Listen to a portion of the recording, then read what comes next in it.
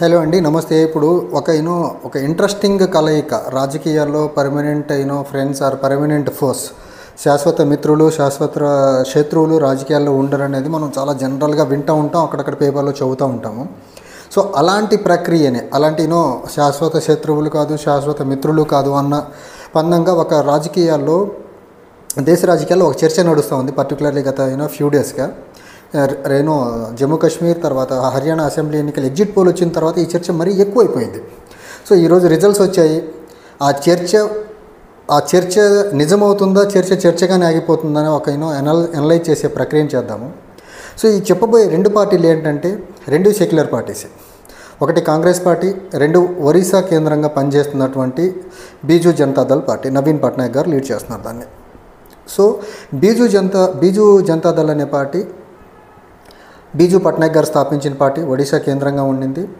ఎప్పుడు secular వాదంతోనే BJP ఆర్ఎస్ఎస్కి దూరంగా ఉంటూ వచ్చారు బీజూ పట్నాయక్ గారు బతికున్నన్ని రోజులు. అలాగని కాంగ్రెస్తో కూడా కలవలేదు ఆయన. సో ఆల్వేస్ కాంగ్రెస్ ఆపోజిట్గానే ఒరిస్సాలో పనిచేసేవాళ్ళు. ఈ క్రమంలో బీజూ పట్నాయక్ గారు చనిపోయిన తర్వాత నవీన్ పట్నాయక్ గారు బీజూ పట్నాయక్ గారి ప్లేస్లో రాజకీయాల్లోకి వచ్చి బీజేపీతో పొత్తులు పెట్టుకొని ప్రభుత్వాన్ని స్థాపించి కొద్ది రోజులు నడిచిన తర్వాత నవీన్ పట్నాయక్కి బీజూ జనతాదళ్ పార్టీకి తర్వాత బీజేపీకి చెడిపోయింది. ఎవరి దారులు వాళ్ళు చూసుకుంటున్నారు.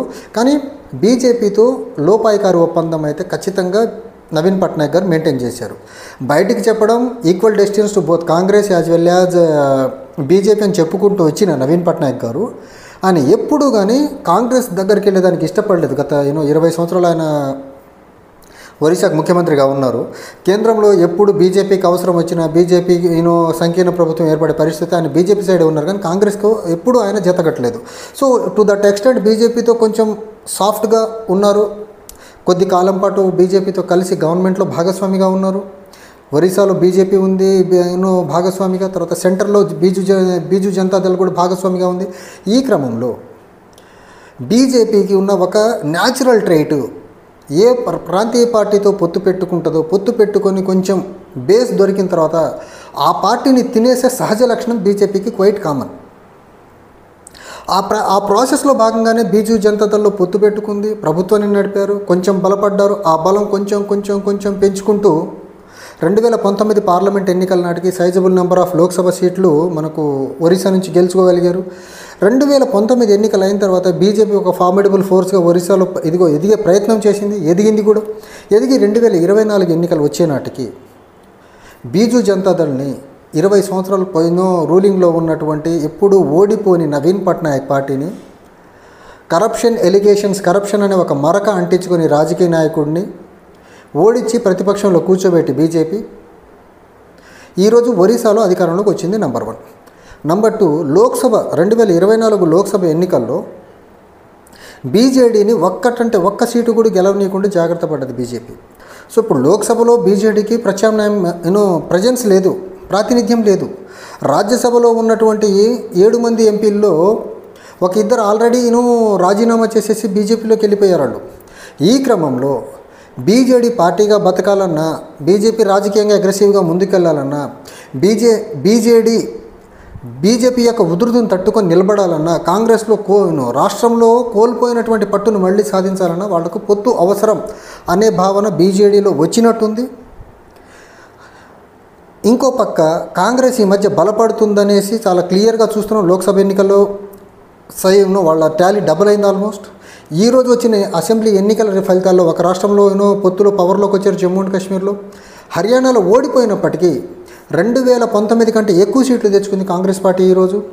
ఇంకో పక్క Congress party brand image, Rahul Gandhi brand image పెరుగుకుంటూ పోతుంది. ఈ క్రమంలో నవీన్ పట్నాయక్కి సంబంధించినటువంటి బీజూ జనతాదళ్ పార్టీ కాంగ్రెస్తో కలవాలి అనేసి నవీన్ పట్నాయక్ గారి పార్టీకి సంబంధించి చాలామంది ఎంపీలు, స్పోక్స్ పర్సన్స్ అందరూ కూడా కాంగ్రెస్ని, రాహుల్ గాంధీని పొగడటం మొదలుపెట్టారు. సో దీన్ని బట్టి చూస్తే ఖచ్చితంగా కాంగ్రెస్కి బీజూ జనతాదళ్కి పొత్తు ఏర్పడేదానికి ఆస్కారం ఉంది. బీజూ జనతాదళ్ అఫీషియల్గా ఇండియా కూటమిలోకి వచ్చేదానికి అవకాశాలు కనిపిస్తుంది. ఎందుకంటే ఓడిపోయింది. శత్రువుకి శత్రువు మన మిత్రుడు అన్నట్టుగా రాజకీయాల్లో ఇప్పుడు ఒరిస్సాలో బీజేడీకి శత్రువు బీజేపీ, సెంటర్లో కాంగ్రెస్కి శత్రువు బీజేపీ. సో శత్రువుకి శత్రువు మన మిత్రుడు అవుతాడన్న చందంగా ఖచ్చితంగా బీజేడీ కాంగ్రెస్ పార్టీ కలిసి జర్నీ చేసేదానికి అవకాశాలు చాలా చాలా ఎక్కువ ఉన్నాయి. ఎందుకంటే ఈ ఫోర్సెస్ అన్నీ కలవకపోతే బీజేపీని కట్టడి చేయడము, బీజేపీని ఓడించడం అంత ఈజీ కాదనే భావంలో మెజారిటీ ఆఫ్ ద ప్రాంతీయ పార్టీలు అవ్వనివ్వండి, లేకపోతే సెంటర్లో ఉన్న కాంగ్రెస్ అవ్వనివ్వండి, ఒక కంక్లూషన్కి వచ్చాయి. కలిసి వచ్చిన భావజాలంతో, భావసారూప్యతతో కలిసి వచ్చిన వాళ్ళందరినీ ఒక ప్లాట్ఫామ్ మీదకి తీసుకొచ్చి ఆ ప్లాట్ఫామ్తో బీజేపీని ఓడించాలి అనేది ఒక క్లియర్గా ఎస్టాబ్లిష్ అయిన థింగ్ అనమాట. దాన్ని బేస్ చేసుకొని నవీన్ పట్నాయక్ గారికి సంబంధించినటువంటి బీజు జనతాదళ్ ఏదైతే ఉందో ఖచ్చితంగా కాంగ్రెస్తో కలిసేదానికి ఎక్కువ ఆస్కారం, ఎక్కువ ఛాన్సెస్ ఉందనేది అయితే క్లియర్గా అర్థమవుతుంది.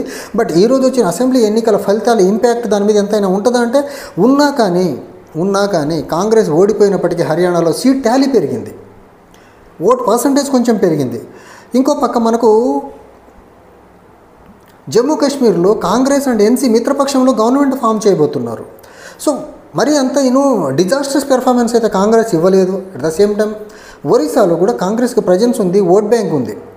సో ఈ రెండు బేస్ చేసుకొని ఒరిస్సాలో అపోజిషన్లో ఉన్నటువంటి, లోక్సభలో ప్రాతినిధ్యం కోల్పోయినటువంటి బీజు జనతాదళ్ పార్టీకి కాంగ్రెస్ ఆవశ్యకత ఉంది. At the same time formidable unstoppable బీజేపీని కంట్రోల్ చేసేదానికి కాంగ్రెస్కి కూడా బీజు జనతాదళ్ పర్టికులర్లీ నవీన్ పట్నాయక్ లాంటి వాళ్ళ ఆవశ్యకత ఎంతైనా ఉంది. So it is mutual benefit for each other, Congress పార్టీకి కానీ బీజేడీకి కానీ. దీన్ని బేస్ చేసుకొని ఖచ్చితంగా రెండు పార్టీలు ఇఫ్ నాట్ ఇమీడియట్గా కాకపోయినా నెక్స్ట్ అసెంబ్లీ ఎన్నికల నాటికి ఒరిస్సాలో బీజేడీ కాంగ్రెస్ పార్టీ రెండు కలిసి పనిచేసేదానికి చాలా అవకాశాలు చాలా చాలా చాలా ఎక్కువ ఉన్నాయి. ఇన్ కేస్ మహారాష్ట్ర అసెంబ్లీ ఎన్నికల్లో కాంగ్రెస్ కూటమి గెలిచి తర్వాత మనకు జార్ఖండ్, బీహార్ అసెంబ్లీ ఎన్నికల్లో కాంగ్రెస్ కానీ పవర్లోకి వస్తే మిత్రపక్షాలతో కలిసి బీజు జనతాదళ్ పార్టీ అప్పటి వరకు కూడా వెయిట్ చేయకుండా మేబీ కాంగ్రెస్ మహారాష్ట్ర అసెంబ్లీ ఎన్నికలు అయ్యే నాటికి ఖచ్చితంగా బీజు జనతాదళ్ కాంగ్రెస్ పార్టీ కలిసి చేసేదానికి అవకాశాలు ఎక్కువ ఉన్నాయనేసి బీజు జనతాదళ్ పార్టీకి సంబంధించినటువంటి ప్రధాన లీడర్స్ మాట్లాడుతున్న మాటల్ని బట్టి మనకు అర్థమవుతా ఉంది. చూడాలి బీజు జనతాదళ్ అండ్ కాంగ్రెస్ పార్టీ కలిసేదానికి ఎంత టైం తీసుకుంటారనేది.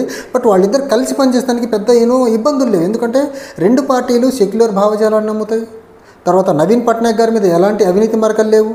అండ్ రాహుల్ గాంధీ గారి లీడర్షిప్ మీద బీజేడీకి కొంచెం నమ్మకం పెరిగింది.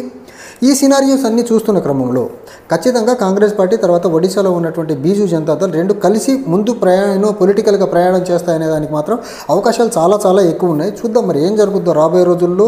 ఈ పార్టీలు కలిసి ఏ రకమైన అడుగులు వేస్తాయి ఒరిస్సా తర్వాత దేశ రాజకీయాల్లో అనేది వేచి చూడాల్సిన అంశం. Thank you.